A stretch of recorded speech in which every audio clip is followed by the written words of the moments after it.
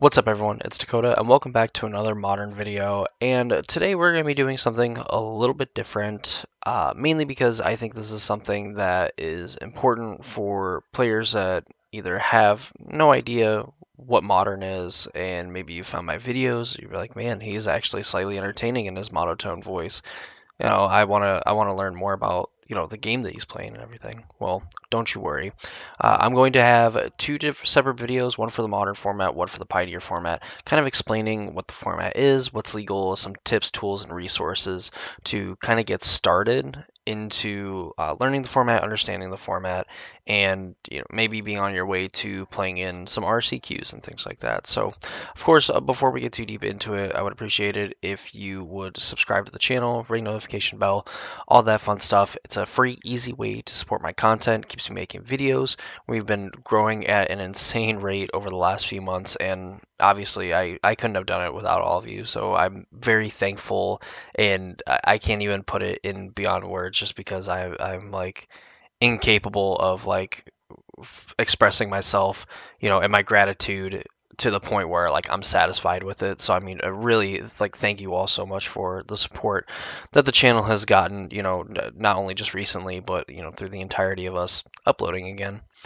So with that out of the way, let's go ahead. Let's talk about the modern format. What exactly is it? So modern is an eternal or non-rotating format, which is exactly how it sounds. Instead of like in standard, where you get so many sets, and then eventually once you kind of hit that cap, the next set releases. You have something that's called a rotation, which means a certain number of sets end up falling out of that rotation.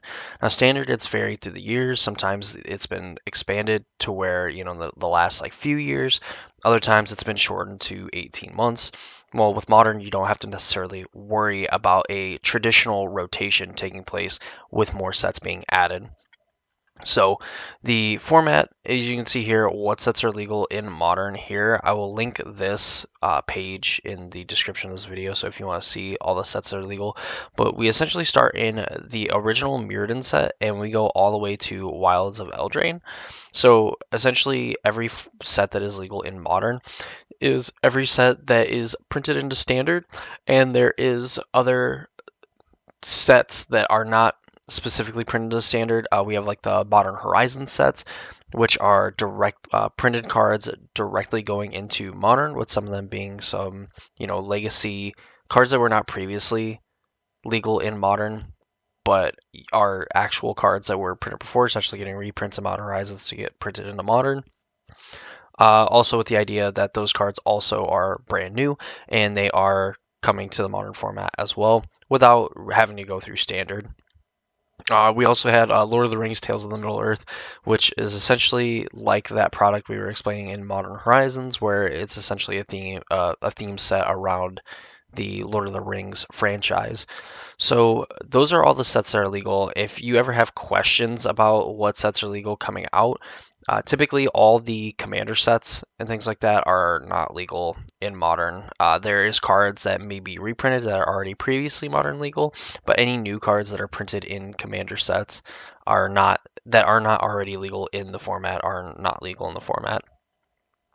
Typically, a lot of like these product releases and stuff, they will say, in like the articles that they are legal for that format. So it's just something to kind of keep an eye on for sure, especially in this time in Magic's, longevity, history, whatever you want to call it. We have these new sets where we are kind of going like multiverses beyond, where we're getting, these crossover sets, and we're getting more sets that are directly printed and made for specific formats instead of just all these cards being printed into standard, and some of the cards being pushed in power level with the intention of them being played in the modern format. So that is what is legal in the modern format. What are some of the draws to playing this? As we stated previously, it's a non-rotating format. Like in standard, you would have a deck, maybe you'd have it for 18 months, maybe you'd have it for 24 months, so on, but eventually with enough sets being printed, your deck would be pushed out of the format just because the cards would not be legal in it, and maybe some of the cards that are printed in the current sets are not suitable replacements for the cards that you end up being losing, which means that different archetypes kind of take over. we have this natural change in the metagame through rotating formats where you have a deck that may be like one of the best decks for a few months, maybe up to the duration of its legality in the format, and then eventually when rotation happens, you have new decks come to the forefront. You have other challengers and things like that. Modern, Pioneer, and some of the other formats that we will get into later in different videos, of course, they essentially have like this natural rotation where as we add more sets, the idea is that the decks that currently exist will end up getting better or get something from the newer sets being printed, while also potentially creating completely and brand new archetypes to the format that will essentially give players more options and different decks to play kind of as it expands. And really, in this current time in Modern, and we'll kind of look at like a metagame breakdown and things like that. And I have a few videos detailing some of the things going on in Modern right now, which you should totally check out after this. The Modern format, even though right now I think it's pretty dominated by two different decks, it is still a very expansive format. It's very diverse in what it offers. You have plenty of different, combo decks, control decks. You definitely have some aggro decks that exist, even though aggro is not really the best currently in the Modern format as it has been for a while. But you definitely have a variety of different decks, variety of different strategies, different interactions, some kind of cool ones. Honestly, if you're not like aware or that deep into Magic and stuff, like definitely starting out, a lot of these decks do really cool and flashy things, and it's really cool to honestly like look and see and watch and all that, with especially all the other resources which we're going to here in a minute. So that's kind of like one of the main draws to playing Modern, like, in also it being a format that you really get paid off for deck mastery rather than like switching to whatever is considered like the best deck or second best deck in the format or whatever beats it. Like you kind of are priced into doing for those formats that rotate based on what sets are actually in the considered metagame, the format, and all that. So that is essentially Modern in a nutshell and kind of what's going on. I'll kind of shoot over next to kind of like a metagame breakdown and kind of explain, pricing, what exactly you could expect to play the format kind of going forward if you chose to get into it. So let's go ahead and do another cool transition over there. So here we have the Modern Metagame Breakdown. This is on the website MTG Goldfish, which I will have linked in the description down below if you want to check out the metagame and check out any of these decks in specific. But this is essentially kind of like the metagame breakdown. Here on MTG Goldfish, you will see basically any and all deck lists posted from any key events and stuff that went on, anybody that reports deck lists and things like that. This is definitely a good way of figuring out exactly what decks that you want to play, what exactly you want to get into, the prices of them, kind of their metagame share to kind of gauge and expect this, what you would see maybe at like an event if you decided to play on like Magic Online or, even in paper as well. Even if you're not particularly familiar with a store, normally like if you have a pretty good Modern presence in your store, you can get an idea of what players are playing what decks, and you could kind of pick accordingly if you so choose to. But by and large, with the how expansive and how diverse the Modern metagame is, you're kind of better off just picking a deck, understanding that certain matchups are going to be bad for you, and learning how to play against them rather than just hopping to like Rakdos midrange or like 4/5 color Omnath, for example, with them being the two most played decks in the format. As we kind of scroll through, you can see there's just a ton of different decks. I mean, really, we see like 8 or 10 decks that have at least a 4% metagame share, and 7 decks that have over 100 decks that have posted some pretty meaningful results, in some pretty big tournaments and some decent sized tournaments in just the past like 30 days, which you can see here. We can change this, and we can see like what's been doing very good recently, what's been having some sustained success, and unfortunately we see this number for Rakdos midrange kind of going up, which is I have detailed in a whole nother Modern video and stuff, which I believe that my channel is a pretty good resource if you want to kind of delve deeper into the Modern besides just like kind of general overview and going over some of these tools. So MTG Goldfish going to be one of your best friends. We can click on, something like Rakdos Midrange. It'll give you a deck list. Like this one is from the 10K Modern event, SCGCon Dallas, Sunday 9 a.m. This deck went 8-0-1, and you can see the number of copies that people have played of certain cards, the price of certain cards. This is in tabletop. The price that you get over here is going to be the total price to acquire all copies of the card. So you need one Croxa Titans of Death's Hunger. It's going to cost you $322. You need 4 Orcish Bowmasters. 4 Orcish Bowmasters are going to cost $183.36. They have a bunch of different tools over here where you can like download the deck list. If you play on Moto, you can download it, upload it to Moto, and then you have the deck kind of laid out in front of you that way. If you have like a rental service, which we'll hop over to and check here in a minute, just as like an easy way to kind of start playing on Moto. Essentially, here you'll get an idea of like what you'll spend, what exactly you need, and I believe that there's even there's like a way to here, like you can buy from TCG Player, buy from Card Kingdom, so on, just to acquire the deck and make it as easy as possible, for what you're looking for. On top of that as well, if we kind of go back here, there are some budget options also, like towards the bottom. A lot of them, by Saffron Olive, who is, one of the faces of, the MTG Goldfish, YouTube channel and everything like that. So definitely at least some cool decks down here that are, pretty budget friendly that you can play. But if you are looking to mainly play more on Moto, there is a few rental services that you can take, but I'll show you the rental service that I use, just because to me, even though they're the only ones that I've used, they're the one I think that gets referenced a lot and talked about more than any of the other ones. So that's a look at the modern metagame pricing, kind of like what you can expect, from playing the format. Let's go ahead and jump over and look at one of your possible, rental services, at least the rental service that I recommend, if you so choose to play more on Moto. So here we're at the MetaTrader's website.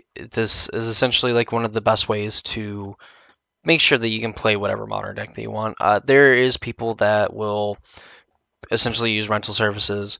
They'll play like a bunch of leagues, they'll open up treasure chests, whatever. They'll slowly acquire cards, and eventually they can build like their own collection to where you don't need a rental service. But if you want a nice, quick, easy way to be able to just like, hey, I want to play, we saw the Black Green Yawgmoth, I want to play Black Green Yawgmoth, and then I want to play Rakdos Midrange, I can just do that. And you can swap out cards, for the most part, pretty easily. There is some restrictions depending on like your account and everything of when you can actually get cards and stuff. So getting to play with certain cards at set release isn't going to be necessarily possible if you're just starting out, but you get a few months under your belt, you'll be able to rent those cards and get your hands on them, the day after or like the day of a set release. They have different subscription details. You can come over here, base one, $15 a month. You can click on this, get like more details. Hopefully it doesn't make me leave the site. There we go. So you can kind of see some of the details here.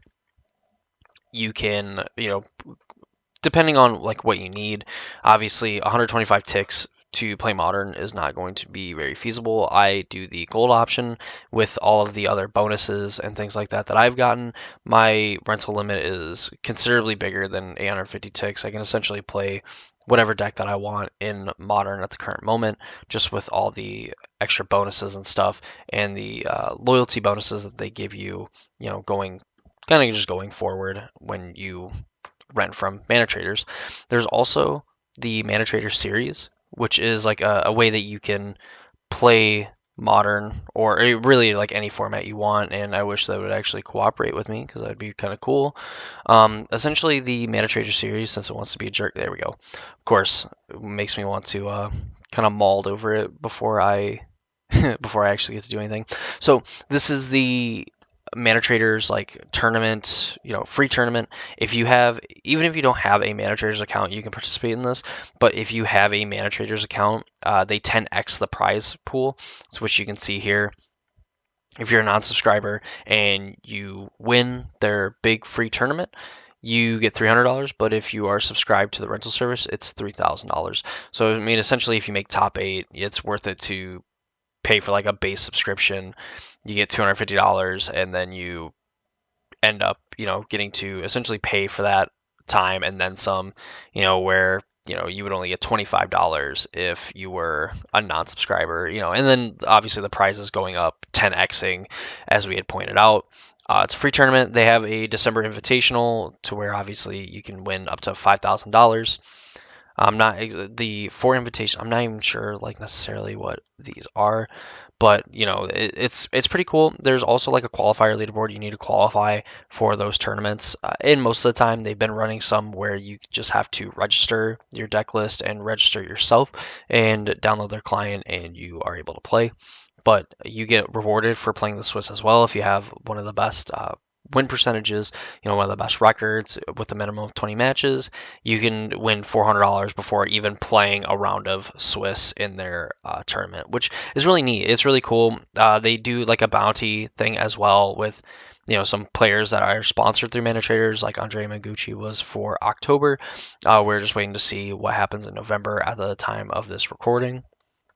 So Mana Traders, I don't know I know of other ones. Like I know that I believe Card Kingdom does like their own rental service, and there's like a few other ones. But to me, Mana Traders is one of the best ones. I haven't really had any issues getting cards from them. There's like some super, super like sought after cards that they have a hard time keeping in stock because obviously everyone wants to play with all the new cards, and when those cards are very popular, kind of like Orcish Bowmaster for the time, it's very hard to get your hands on them, but they do a very good job of getting the issue corrected, at least within a few days. So, really it's not really that bad of an issue. Like if I have to wait like an extra day or two to play with like Orcish Bowmasters and then I just never have a problem ever again, is really nice that they, essentially just go out of their way to kind of fix that problem and keep things moving pretty smoothly.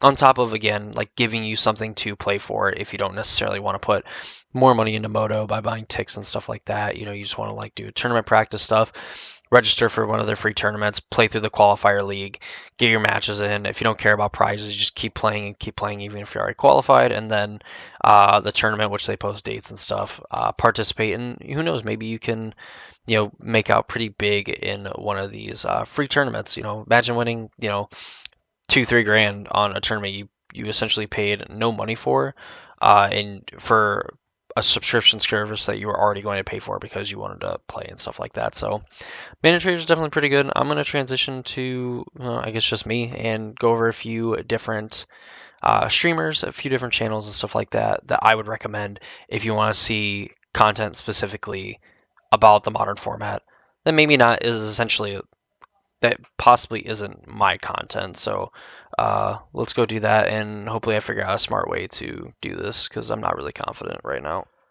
So the first person I'm going to point out is probably one of the more, if not most popular, streamers on Twitch that really just dedicates a lot of time to like modern is Aspiring Spike. I'm sure you've probably heard of him. He's very popular. I mean, almost 33,000 subscribers on YouTube. Does a lot of streaming on Twitch. Streams, I believe, just about every day. He's always brewing up decks, playing, even other like meta decks and stuff like that. But by and large, he does kind of like end up making his own deck list, playing them, having tons and tons of success playing them, and overall is pretty entertaining. I would say he's probably one of the best modern streamers. I would say right now, just simply on the fact that he is a good combination of entertaining, very, very skillful, very knowledgeable of the format, and just overall just a very, a very big asset to not only modern as a format, but kind of the Magic community as a whole. So definitely someone that I cannot recommend enough. Another person, I would say, Demonic Tutors is also, do this in real time. Demonic Tutors is another person that I could recommend as like a channel. Very definitely not nearly as entertaining. I think Aspiring Spike is more of a showman, and I'm saying that with like obviously the meaning the nicest way. The best intentions, things like that. He's is like much more of like a showman. He puts on a very good show, very good player, things like that. I think Tutors is also, pretty entertaining, but he's entertaining in a different way, and also just a very good player.